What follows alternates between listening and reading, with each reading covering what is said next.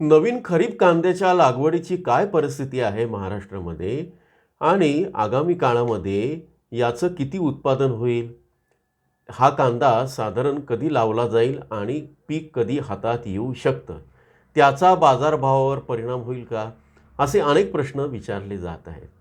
सगळ्यात महत्त्वाचं, अजूनही लागवडी झालेल्या नाही आहे खरीप कांदा, रांगडा कांदा या सगळ्या कांद्याच्या. त्याचा परिणाम काय होणार आहे, की आगामी काळामध्ये या कांद्याच्या उत्पादनाला उशीर होईल आणि एरवी दिवाळीच्या किंवा दसऱ्याच्या आसपास येणारा हा कांदा आता डिसेंबरच्या दुसऱ्या आठवड्यात किंवा रांगडा कांदा ज्यावेळेस येतो त्यावेळेस म्हणजे डिसेंबर एंडला येऊ शकतो असं सांगितलं जात आहे. नवीन खरीप कांदा आणि त्याचा कांद्याच्या बाजारभावावर किती परिणाम होईल, किती वाढ होईल ते आपण बघणार आहोत. नमस्कार. ॲग्रोशिवारमध्ये आपल्या सर्वांचं स्वागत आहे. आज आहे सोमवार, तारीख आहे 17 ऑगस्ट 2026. शेतकरी विचारत आहेत की आम्हाला नवीन खरीप कांद्याचं सांगा. तर त्याबद्दल काही जे शेतकऱ्यांशी बोलणी केली त्यातला हा प्राथमिक माहितीचा विश्लेषणात्मक अंदाज आहे. पक्की आकडेवारी आपल्याकडे जेव्हा येईल कृषी विभागाची किंवा आणखी याच्यातनं, त्यावेळेस आपण सांगूच. पुढे जाण्यापूर्वी एक शंका शेतकऱ्यांना होती की शनिवार आणि रविवार 15 ऑगस्ट आणि 16 ऑगस्ट रोजी अनेक ठिकाणी बाजार समित्या बंद होत्या. परिणामी सोमवारी आवक वाढणार आहे आणि आवक वाढली तर भाव पडू शकतात का? पण आज असंच दिसतंय की अनेक ठिकाणी आवक थोडी वाढली आहे, पण बाजार भाव पडलेले नाहीत, कारण शेतकऱ्यांकडे तितकासा कांदा नाही. ऑगस्ट महिन्यापासून ऑगस्ट, सप्टेंबर, ऑक्टोबर किंवा नोव्हेंबर या सगळ्या काळात भारतामध्ये, महाराष्ट्रच नव्हे तर संपूर्ण भारतात किती कांदा शिल्लक आहे या संदर्भात आपण खूप आधीच व्हिडिओ केलेला होता.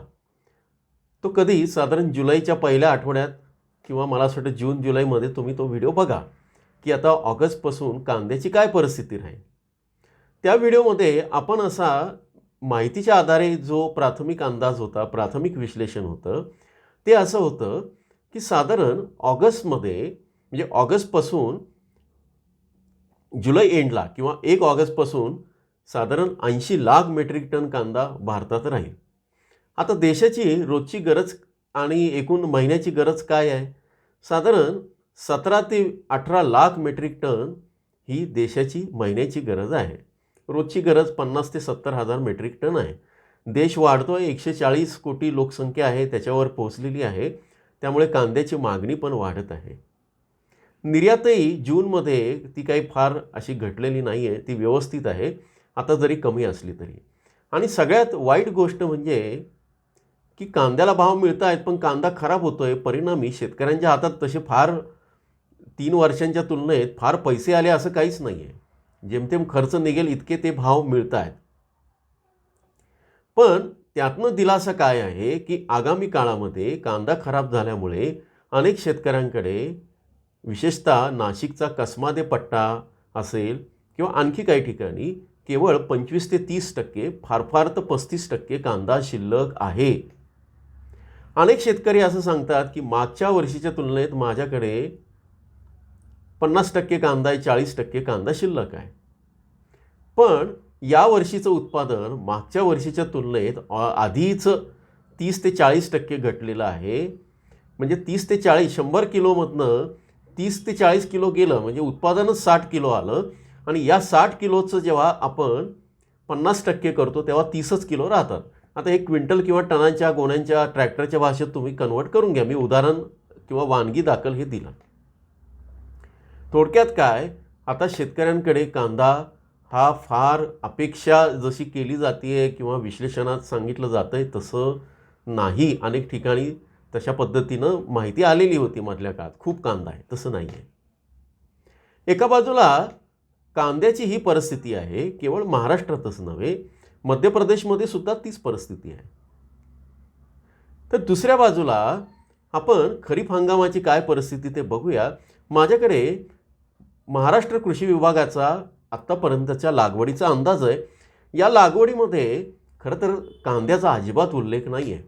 पण त्याच्यामध्ये एक मेक आहे, इतर पिकं असं जे लिहिलं आहे आणि कुठल्या जिल्ह्यामध्ये पावसाचं काय परिस्थिती आहे, कुठे पावसाने खंड दिला आहे आणि किती टक्के पाऊस पडला आहे ते दिलेलं आहे. त्याच्यावरनं आपल्याला कांद्याचा अंदाज येईल. अनेक गोष्टी आहेत की कृषी विभाग महाराष्ट्राचा असो, कर्नाटकचा असो, मध्य प्रदेशचा असो, राजस्थानचा असो किंवा देशाचा असो, त्यांनी कांदा, टोमॅटो, बटाटा याचे आकडेवारी देत नाहीत किंवा लपवण्यामध्येच त्यांना इंटरेस्ट जास्त असतो. कारण एक तर ते व्यापारी किंवा बाजार व्यवस्थेचा फायदा करून देत असतात. दुसरी गोष्ट काही संस्थांच्या माध्यमातून किंवा जे पेड प्रमोशन किंवा ह्या गोष्टी करतात, व्यापाऱ्यांना पेड माहिती पुरवतात.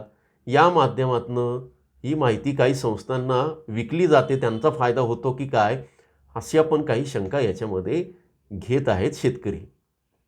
आपल्याला त्याच्याशी काही घेणं नाही. आपण एकूणच या सगळ्यामध्ये गव्हर्नमेंटशी कितीतरी वेळा पत्रव्यवहार केला आहे केंद्र सरकारशी आणि याच्यामध्ये.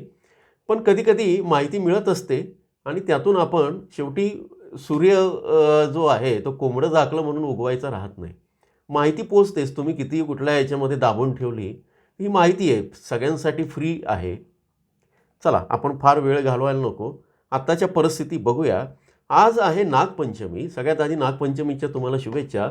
नाशिक आणि नाशिकच्या कोकणी पट्ट्यामध्ये, की ज्याला कसमादे पट्ट्याचा वरचा भाग आहे, चांदवडचा डोंगराळ प्रदेश आहे, या ठिकाणी नागपंचमीच्या पासून किंवा नंतर कांद्याच्या लागवडीला सुरुवात होईल असं सांगितलं जात आहे. काही ठिकाणी, तुरळक ठिकाणी ते सुरू झालं असेल, पण एकूण परिस्थिती बघता ही लागवड आता लांबण्याची शक्यता दिसत आहे.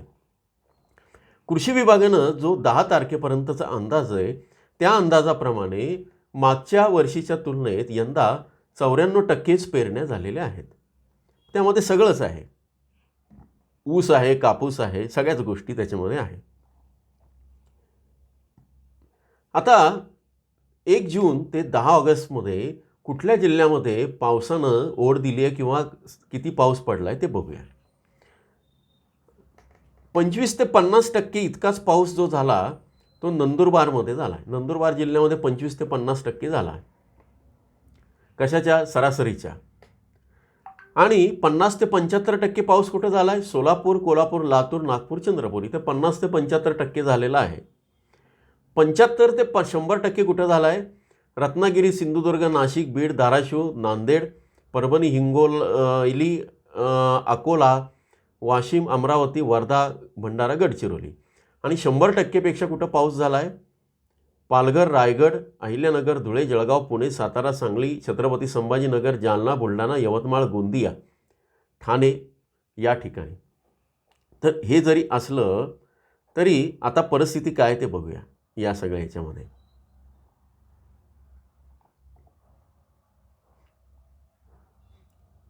नाशिक विभाग, विशेषतः खरीपाचं बघूया. नाशिक विभागामध्ये जे आहे पीक पेरणी जी आहे ती 95% झाल्याचं नोंद आहे. त्याच्यानंतर हवामान ढगाळ वगैरे ते मी कालच्या व्हिडिओत सांगितलेलं आहे. आता पिकांची परिस्थिती कशी आहे? भात आणि नाचणीची पुनर्लागवड प्रगतीपथावर आहे. कापसाला फूल आणि पात्या लागण्याच्या अवस्थेत आहे. यात सगळ्यात महत्त्वाचं आहे इतर पेरणी झालेली पिके उगवण ते वाढीच्या अवस्थेत आहे. इतर पेरणी झालेल्या पिकांमध्ये टोमॅटो पण येऊ शकतो, कांदा पण येऊ शकतो. आणखी जे आहे म्हणजे जी माहिती लपवलेली आहे त्यामध्ये हा जो भाग आहे या इतर याच्यामध्ये हे उगवण ते वाढीच्या अवस्थेत आहे. म्हणजे कांदा आत्ताच बियाणं काही जणांनी टाकलेलं आहे, ते उगवत आहे आणि लागवड झालेल्या नाहीत. थोडक्यात नाशिक जिल्हा. ठीक आहे. पुण्यामध्ये पेरणी झालेली इतर पिके रोप ते वाढीच्या अवस्थेत आहे. आता इथं रोप आलेलं आहे, काही ठिकाणी वाढीच्या अवस्थेत लागवडी होऊ शकतात. ठीक आहे, चला पुढे. कोल्हापूर विभागामध्ये उर्वरित पेरणीचे कामं पूर्णत्वाकडे आहे. पेरणी झालेली इतर पिके उगवण ते रोप अवस्थेत आहे. सेम नाशिकसारखं. म्हणजे इथं अजून काही ठिकाणी कोंब फुटलेले, काही ठिकाणी अजून वाढ पूर्ण नाही. आता पेरणी झालेली इतर पिके उगवण ते वाढीच्या अवस्थेत आहे. छत्रपती संभाजीनगर विभाग, मी विभागाचं सांगतोय.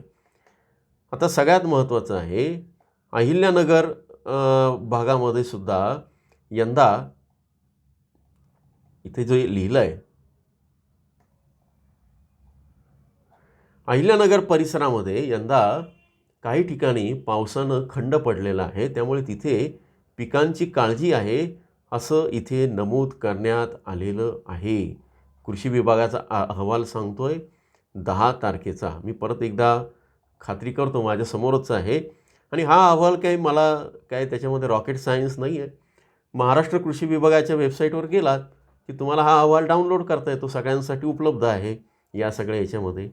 तर थोडक्यात काय आहे, एकूण या सगळ्यातनं कांद्याच्या संदर्भात किंवा बाकीची जी पिकं आहे ते लागवडी झालेल्या नाहीत किंवा अगदी रेअर केसमध्ये लागवडी आहेत किंवा सुरू होतील.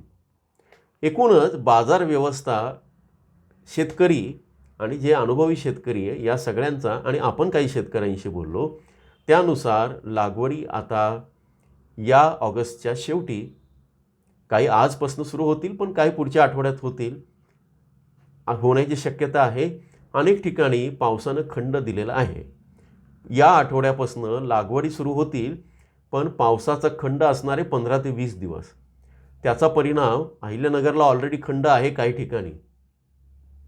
याचा परिणाम नवीन खरीपाच्या किंवा रांगड्या कांद्याच्या लागवडीवर आणि पुढे उत्पादनावर होऊ शकतो. होईलच असं नाही, आपण सकारात्मक राहूया, चांगलं पीक येईल. पण किमान 2 महिने हा हंगाम उशिरा येईल आणि 2 महिने हंगाम उशिरा येणं म्हणजे आधी सांगितलेले जे काही आकडा आहे 80 लाख मेट्रिक टनाचा, त्या 80 लाख मेट्रिक टनापैकी पहिल्या 15 दिवसांची कांद्याची मागणी संपून गेलेली आहे. आता शिल्लक किती राहिला आहे आजच्या घडीला? तो राहिला आहे किंवा एक अंदाजे ढोबळमानाने तो साधारण जो आहे 65,000 मेट्रिक टन राहिला आहे. 65 लाख मेट्रिक टन, 65 ते 70 धरूया. आता याच्यातनं तुम्हाला निर्यात पण करायची आहे, प्रक्रिया करायची. हा कांदा आणखी खराब होणार आहे, वाहतुकीमध्ये 10% जाणार आहे आणि या सगळ्यामध्ये देशाला दर महिन्याला आता श्रावण संपल्यानंतर मागणी वाढणार आहे. त्यामुळे तिथे सुद्धा महिन्याला साधारण 20 लाख मेट्रिक टनांची गरज लागणार आहे. एक 18 ते 20 लाख धरूया, 17, 18, 20. आता हा किती दिवस पुरेल? यातून नवीन कर्नाटक आणि कुर्नूलचा कांदा उशिरा येणार आहे आणि ते पीकसुद्धा 30 ते 40% येण्याची शक्यता आहे. कुर्नूल आणि कर्नाटकचा कांदा बेंगलोरच्या मार्केटमध्ये येतो आहे किंवा कुर्नूलच्या मार्केटमध्ये येतो आहे, याचे फोटो आपण व्हॉट्सअपला व्हायरल केलेले आहेत. जे कोणी केले होते ते आपण आपल्या व्हॉट्सअप चॅनलला टाकले होते. व्हॉट्सअप चॅनलवर आपण अतिशय ताज्या, महत्त्वाच्या आणि ब्रेकिंग घडामोडी टाकत असतो. प्रत्येक वेळेस व्हिडिओ करणं शक्य होत नाही, त्यामुळे तुम्ही इथे पहिल्या कमेंटला व्हॉट्सअप चॅनलची लिंक आहे, ही फ्री आहे. काहीतरी 50-60 हजार शेतकरी तिथं जॉईन आहे. तुम्ही पण जॉईन व्हा आणि त्याची माहिती घ्या. सगळ्यात महत्त्वाचं, या सगळ्याविषयी तुम्ही सांगितलं. एकूण काय की कांद्याचे बाजारभाव मंदी तर येणार नाहीच, पडण्याची शक्यता तर नाहीच. जे काय सांगितले या रविवारपासून तर पुढच्या रविवारपर्यंत ते तुम्ही मेंबरशिपला इथं जॉईन करून त्या व्हिडिओमध्ये बघू शकता की नाशिकला किती रेंज राहील. मागचे सगळे अंदाज आपले बरोबर आलेले आहेत, पुढे पण आपण सांगणार आहोत. पण या व्हिडिओचा गोषवारा काय आहे की खरीपाचा, लेट खरीपाचा कांदा उशिरा येईल. उशिरा आल्यानंतर हवामानातनं तो किती टिकेल आणि टिकला तर तो किती, त्याचा आकार मोठा राहील की लहान राहील, या सगळ्यांवर आता याच्यातनं जी भिस्त आहे तुमच्या साठवलेल्या कांद्याची आहे. त्यामुळे साठवलेला कांदा कसा विकायचा, काय विकायचा, या संदर्भात आपण मेंबरशिप व्हिडिओमध्ये निर्देश दिलेले आहेत, ते तुम्ही बघू शकतात. जोडून राहा. अधिक माहितीसाठी किंवा अशाच माहितीसाठी आपण परत भेटत राहूच. तोपर्यंत नमस्कार.